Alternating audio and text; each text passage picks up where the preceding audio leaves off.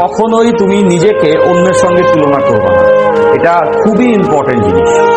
তুমি যখন নিজেকে অন্যের সঙ্গে তুলনা করো তখন ডেফিনেটলি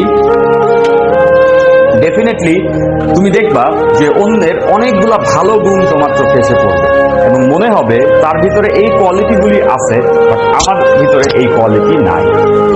এটাই ট্রু। দেখলে এরকমই মনে হয়। একটা কথা আছে না যে নদীর ওই পার সবসময় এই পার থেকে সুন্দর লাগে, গ্রাস is always greener on the other side of river, right? নদীর অন্য পারের ঘাস সবসময় সবুজ লাগে। তো আমরা যখন অন্য একটা মানুষের সঙ্গে নিজেকে কম্পেয়ার করি, ডেফিনেটলি আমাদের মনে হবে সে তোমার থেকে বেটার হবে। তো এটার সমস্যা কোথায়? সমস্যাটা কোথাও না।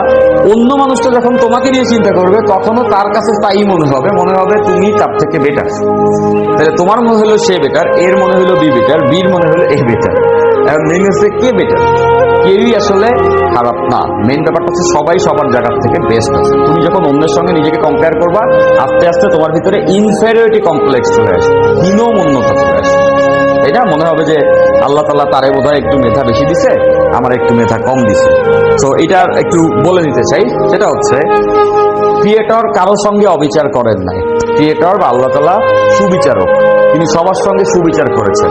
বাট তোমাদের কারো কারো এরকম নিশ্চয়ই মনে হয়েছে যে তুমি যে এফোর্টটা দাও পড়ালেখায়, তোমার কোনো একটা ফ্রেন্ড হয়তোবা সেম এফোর্টটাই দেয়, কিন্তু ফলাফলে দেখা যায় যে তোমার ফ্রেন্ড বারবারই ভালো করছে। তখন আমরা একটা ডিসিশন নিয়ে ফেলি যে আল্লাহ তাআলা ওরে মেধাবী বানাইছে, আমাকে কম মেধাবী বানাইছে, এরকম আমরা চিন্তা করি। তো এটা কি আসলে ঠিক? এটা তো ঠিক না। আল্লাহ তো সুবিচারক, আমরা তো এটাই জানি যে ক্রিয়েটর সুবিচার করেছে। তার মানে ওকে যতটুকু মেধা দিয়েছে তোমাকেও তো তাই দেওয়ার কথা, কম তো দেওয়ার কথা না। তাহলে এখানে ঘটনাটা কি হচ্ছে? ঘটনা হচ্ছে এরকম, নর্মালি বলি, তোমরা খেয়াল করে দেখবা আল্লাহ তাআলা যাকে খুব দ্রুত বোঝার ক্ষমতা দিছে তারে ধৈর্য কম দিছে, আবার যারে বুঝতে একটু টাইম লাগে তার দেখবা ধৈর্য অনেক বেশি দিছে। মানে ব্যাপারটা এরকম, তুমি কতটা পোটেনশিয়াল এইটা হচ্ছে তোমার মেধা এবং ধৈর্য, এই দুইটার গুণফল। কাউকে মেধা দিছে মনে করো 3 একক, খুব দ্রুত সে জিনিসপত্র বুঝে ফেলে। তাকে হয়তো বা ক্রিয়েটর ধৈর্য দিচ্ছেন 2 একক, তাইলে তার মোট ফলাফল 6।